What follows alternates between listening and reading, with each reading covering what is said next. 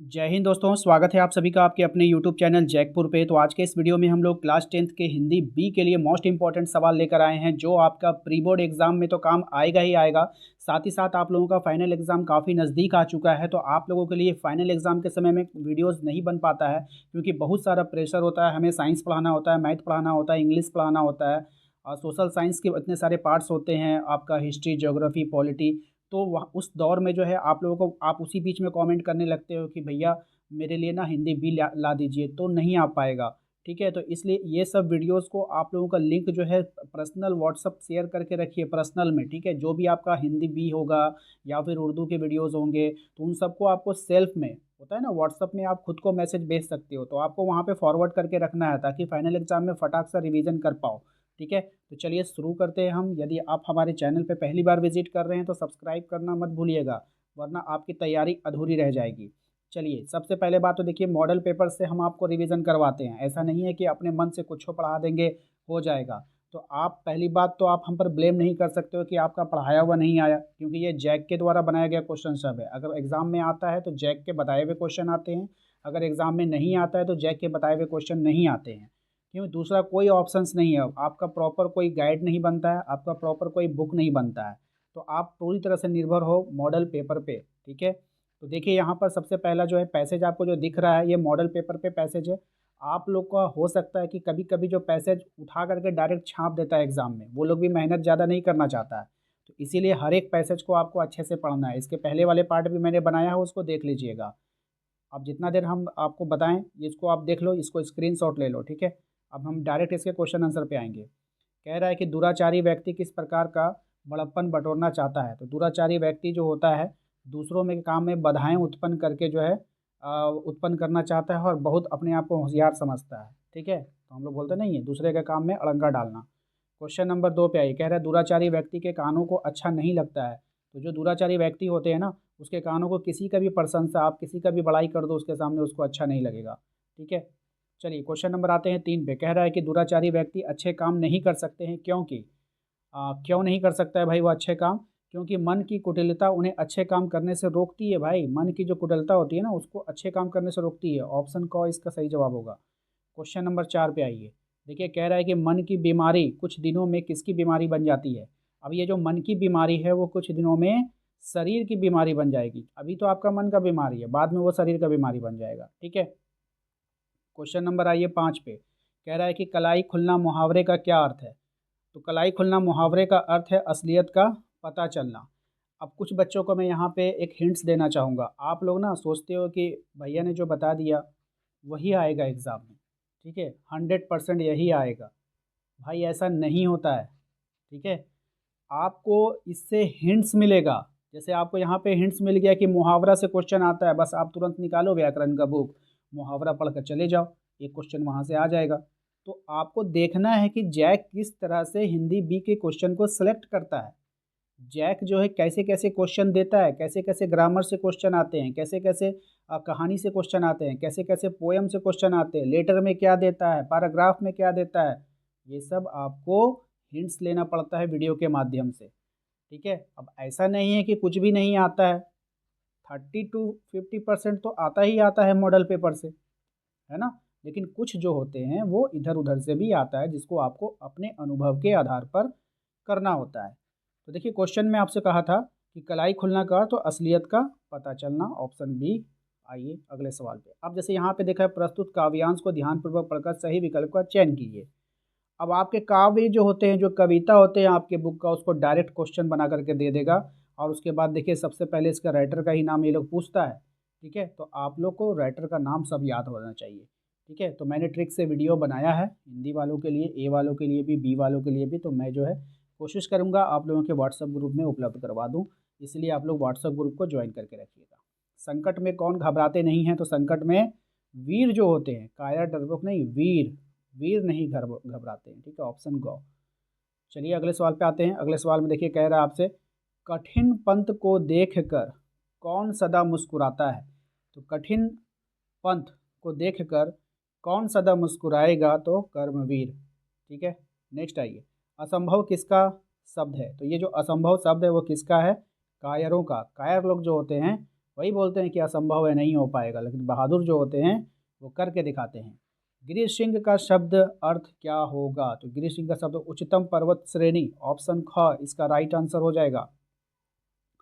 कर्मवीर शब्द में प्रयुक्त समास क्या होगा? तो कर्मवीर शब्द में प्रयुक्त समास होगा तत्पुरुष समास। ठीक है, ऑप्शन नंबर ग। ये सब हम फाइनल एग्जाम के पहले समास किसको बोलते हैं, उसको कैसे पहचानना है, ये सब हम फाइनल एग्जाम के पहले आप लोग को पढ़ा देंगे। ठीक है, टेंशन आप लोग ना लो। कह रहा है आपको, देखिए व्याकरण में कैसे कैसे सवाल आएंगे, ध्यान से देखिए, सही विकल्प का आपको चयन करना है। कह रहा है कि विज्ञान शब्द में प्रयुक्त उपसर्ग और प्रत्यय आपको पहचानना है। उपसर्ग पहले लगता है, प्रत्यय बाद में लगता है। तो ये सब आपको हिंट्स लेना है। अब क्या आप हमें ये बताओ, यहाँ पर अगर आपको पूछ लिया है कि विज्ञान शब्द में कौन सा उपसर्ग लगा है, तो क्या आपके फाइनल एग्जाम में सिर्फ विज्ञान ही पूछेगा? क्या आपके प्री बोर्ड में आपको विज्ञान ही आएगा? क्या वहाँ पर दूसरा नहीं आ सकता है? क्या वहाँ पर हिंदुस्तान नहीं आ सकता है? क्या वहाँ पर और भी कोई वर्ड होता है? बहुत सारा वर्ड होता है, और ज्ञानी होता है, ज्ञान से ज्ञानी बना है। तो इस तरह के वर्ड जो होते हैं, क्या वो वहाँ पे चेंजेस नहीं कर सकता है? कर सकता है। यहाँ पर आपको हिंट्स लेना है कि हाँ उपसर्ग वाला सवाल एग्जाम में आएगा, हाँ प्रत्यय वाला सवाल एग्जाम में आएगा। तो ये सब सिर्फ एक माध्यम होता है आपको बताने के लिए। देखिए इतना खुलकर कोई नहीं बताता, पूरे यूट्यूब पे जाओगे ना भाई, 100% गारंटी देते हैं, इतना ओपनली कोई नहीं बताता जितना हम बताते हैं। ठीक है, भले ही आप हमारे वीडियोस को छोड़कर चले जाओ, लाइक मत करो, कमेंट मत करो, लेकिन इतना कोई नहीं बताएगा। सब यही बोलते हैं कि 100% मेरा क्वेश्चन आएगा, लेकिन आता एक कोठो नहीं है, लिख के ले लो। ठीक है भाई, चलो अब देखो यहाँ पर विज्ञान शब्द का प्रयुक्त विज्ञान शब्द में प्रयुक्त उपसर्ग आपको बताना है। तो देखिए उपसर्ग जो होता है वो पहले लगता है, तो पहले होगा वी प्लस ज्ञान, उसको तोड़िए, संधि विच्छेद कीजिए। ठीक है, जब इसका आप संधि विच्छेद करोगे तो वी अलग हो जाएगा, इसे ही उपसर्ग बोलते हैं जो पहले लगता है। बाद वाले को प्रत्यय बोलते हैं। ठीक है, चलिए जैसे यहाँ पे देखिए भुलक्कड़ में किस प्रत्यय का प्रयोग हुआ है?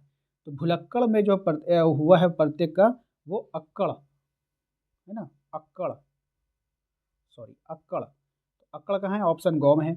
अब भूल, भूल अक्कड़, भूल प्लस अक्कड़, भूल अक्कड़ बना है। तो ये सब का रिवीजन आपको करके जाना होगा। ठीक है मेरे भाई, रामायण का संधि विच्छेद कीजिए। देखिए आप संधि विच्छेद करने भी एग्जाम में आपका पूछा जा सकता है, ये सब आपके सिलेबस का पार्ट है। ठीक है, अब हो सकता है कि आपको वहाँ पर रामायण ना देख करके कोई और वर्ड दे, तो आप नहीं करोगे, करके आना पड़ेगा, क्योंकि आपको पहले ही पता था कि ये सवाल एग्जाम में आएगा इस टाइप का। तो रामायण का क्या हो जाएगा संधि विच्छेद? Ram plus ion, Ram plus ion, Rama नहीं होगा, राम होगा। ठीक है, याद रखिएगा, राम प्लस आयन होगा। तो ये ऑप्शन क में ही दिख रहा है हमें। ठीक है, चलिए निरोग में कौन सी संधि है आपको बताना है। तो निरोग में कौन सी संधि हो जाएगी? तो विसर्ग संधि हो जाएगी, ऑप्शन नंबर क। चलिए अगले सवाल पे आते हैं। नेक्स्ट है आपका, संस्कृत के ऐसे शब्द जिन्हें हम ज्यों का त्यों प्रयोग में लाते हैं क्या शब्द कहलाते हैं? हाँ ये सब इंपॉर्टेंट है, ये सब आएगा तो हू बहू आएगा, वरना नहीं आएगा। संस्कृत के ऐसे शब्द जिन्हें हम ज्यों का त्यों प्रयोग में लाते हैं क्या कहलाते हैं? तो तत्सम कहलाते हैं। क्या कहलाते हैं? तत्सम कहलाते हैं। ठीक है मेरे भाई, दूसरी बात है यहाँ पर देखिएगा कि श्री गणेश का विलोम शब्द क्या होगा? तो श्री गणेश का जो विलोम होता है उसका विलोम आपको बताना है, इत श्री। क्या हो जाएगा? इत श्री, ऑप्शन नंबर गौ। ठीक है, चलिए अगले सवाल पे आइए। अस्थि का तद्भव शब्द क्या होगा? अस्थि का तद्भव शब्द क्या होगा? यानी कि हड्डी हो जाएगा। ठीक है, आनंद का पर्यायवाची आपको बतानी है। तो आनंद का जो पर्यायवाची होगा वो हो जाएगा प्रमोद। क्या हो जाएगा? प्रमोद। सूर्य का पर्यायवाची नहीं होगा। सूर्य का इसमें से कौन सा वर्ड है जो सूर्य का पर्यायवाची नहीं होगा? तो निशाकर जो है वो सूर्य का पर्यायवाची नहीं होगा। क्वेश्चन नंबर 20 पे आइए। कहा जा रहा है जो सब कुछ जानता है के लिए एक शब्द बताइए। मतलब जिसको सब कुछ मालूम है तो उसको सर्वज्ञ बोलते हैं। क्या बोलते हैं? सर्वज्ञ बोलते हैं। नेक्स्ट क्वेश्चन नंबर आते हैं हम लोग, दीपक जला और अंधेरा नष्ट हुआ किस प्रकार का वाक्य है? दीपक जला और अंधेरा नष्ट हुआ, ये संयुक्त वाक्य है। ठीक है, ये और से इसको जोड़ दिया गया है, ये संयुक्त वाक्य। ये पैटर्न एग्जाम में पूछता है, तो ये सब आपको देख के जाना है। निम्न में से संयुक्त वाक्य को छांटना है। अब आपको यहाँ पे कौन ऐसा संयुक्त वाक्य है, आपको उसको छांटना है। ठीक है, तो कौन सा हो जाएगा बताइए। अब देखिए राधा सेब खाती है और केला खाती है, राधा सेब खाती है और केला खाती है। ठीक है, तो ये देखिए संयुक्त वाक्य का मतलब होता है कि दो वाक्यों को जोड़ देना। ठीक है, किसी के सहायता से। देखिए राधा सेब खाती है एक अलग वाक्य हो गया, और केला खाती है ये एक अलग वाक्य हो गया, दोनों को और से जोड़ा है। लेकिन अगर राधा सेब और केला खाती है ये अलग अलग वाक्य नहीं हुआ। ठीक है, लेकिन इसमें हम दो वाक्यों को अलग अलग देख पा रहे हैं क्लियरली। ठीक है, चलिए, कह रहा है आपसे डैश क्या छक्का मारा, ठीक है, डैश क्या छक्का मारा, इसमें क्या भरेंगे, वाह क्या छक्का मारा। तो हर एक चीज़ को भर कर आपको वहाँ पे देखना होगा क्या इसके लिए सूटेबल हो सकता है। कह रहा है कि आशु रोते रोते सो गई, रेखांकित पदबंध क्या है। तो आशु जो है वो रोते रोते सो गई, ये एक संज्ञा पद है, ठीक है। यहाँ पे रेखांकित करा ही नहीं है, यहाँ पे रेखांकित करना चाहिए इनको, आशु को ऐसे करके रेखांकित किया जाता है, वहाँ पे आपको मिलेगा वहाँ एग्ज़ाम में। इसके बाद देखिए यहाँ पर देखिए कहा गया है कि आपको इसको ध्यानपूर्वक पढ़ना है। ये एक जो है गद्यांश एवं काव्यांश है, इसको ध्यानपूर्वक पढ़ लीजिए, ठीक है। पढ़ने को ततारा वामिरो वाली कहानी से यहाँ से आपको डायरेक्ट दिया है, ये आपके है, आपकी बुक का ही है। कह रहा है कि लीलाधर मंडलोई द्वारा रचित पाठ का नाम आपको बताना है। तो इसका जो पाठ है वो पाठ का नाम क्या है पता है, ततारा वामिरो की कथा, ठीक है। कह रहा है कि ततारा की तलवार से कार निकोबार के कितने टुकड़े हो गए थे। तो ततारा की तलवार से कार निकोबार के 2 टुकड़े हुए थे, है ना। वो जो मतलब गुस्सा में आकर के जब तलवार ज़मीन में मारता है, क्योंकि उसकी प्रेमिका जो है बिछड़ जाती है, तो गुस्सा में वो तलवार ज़मीन में मारता है, तो ज़मीन जो है 2 भागों में बँट जाती है। चलिए इसके बाद आते हैं हम लोग, ततारा वामिरों की मृत्यु के बाद निकोबार में क्या परिवर्तन आया था। तो भाई वहाँ पे क्या परिवर्तन आया था, तो निकोबारी दूसरे गांव में वैवाहिक संबंध बनाने लगे थे, दूसरे गांव में भी वैवाहिक संबंध बनाने लगे थे। एक बहुत बड़ी अपडेट आप लोगों को देना चाहेंगे कि मेरा एक सेकंड चैनल है जिसका नाम है जैक गुरु 24। वहाँ पर हम हिंदी बी का ऑब्जेक्टिव 1 शॉट वीडियो अपलोड करने वाले हैं, ठीक है। कौन सा वीडियो होगा, 1 शॉट वीडियो, यानी एक वीडियो में पूरा कंप्लीट, जो आपके प्री बोर्ड एग्ज़ाम एंड आपके फाइनल एग्ज़ाम के लिए महत्वपूर्ण होगा। तो आप लोग जो है उसको जा कर के सब्सक्राइब कर लीजिएगा, घंटी वाले आइकन को प्रेस कर लीजिएगा। कुछ नहीं करना है, सिर्फ आपको यूट्यूब पे सर्च करना है जैक गुरु 24, जाइए वहाँ पर, और वहाँ पर भी आप लोगों की परीक्षा की तैयारी बेहतर तरीके से कराई जा रही है, तो कर लीजिएगा भाई, ठीक है। आइए, कह रहा है आपसे निम्नलिखित काव्यांश को ध्यानपूर्वक पढ़कर सही विकल्प का चयन करना है। अब इस कविता को ध्यानपूर्वक पढ़ लीजिएगा, आप लोग स्क्रीनशॉट लेना चाहते हैं तो ले लीजिए। कह रहा है कि प्रस्तुत काव्यांश किस कविता से ली गई है। अब ये जो काव्यांश है ये कौन सी कविता से ली गई, पर्वत प्रदेश में पावस, ऑप्शन ख, ठीक है। तो ये भी आपको आना चाहिए भाई, आपको पहचानने आएगा तब ना। अब वो भी हम भी पढ़ाएंगे आपको, नहीं, वो आपको पहचान में होना चाहिए, एक साल आपने क्या किया। इस कविता में किस ऋतु का वर्णन किया गया है। तो इस कविता में जो ऋतु का वर्णन किया गया है वो वर्षा ऋतु का वर्णन किया गया है। सहस्त्र दृक् सुमन से कवि का क्या आशय है। तो इसका आशय क्या होगा भाई, ये हो जाएगा आपका लाखों पुष्पों की आंखें, लाखों पुष्पों की आंखें, ऑप्शन नंबर क, ठीक है।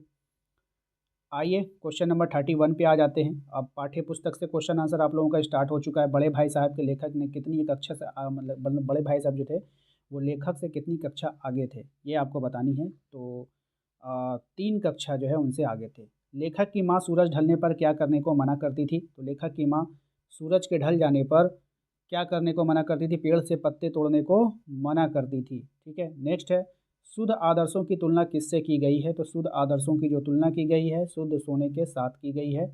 नेक्स्ट है आपका, टॉपिक किस बात पर घर में बवाल खड़ा हो गया। तो माता जी को अम्मी बुलाने पर, माता जी को अम्मी बुलाने पर जो है बवाल खड़ा हो गया था। महंत ने हरिहर काका की किस परिस्थिति का लाभ उठाया था। तो महंत ने हरिहर काका की पारिवारिक नाराज़गी का लाभ उठाया था। मतलब जब कभी भी आपके परिवार में झगड़ा हो जाएगा तो जो दूसरे लोग हैं जो उसका फ़ायदा उठाना चाहेंगे तो वो आपके परिवार के खिलाफ ही आपको भड़काएंगे।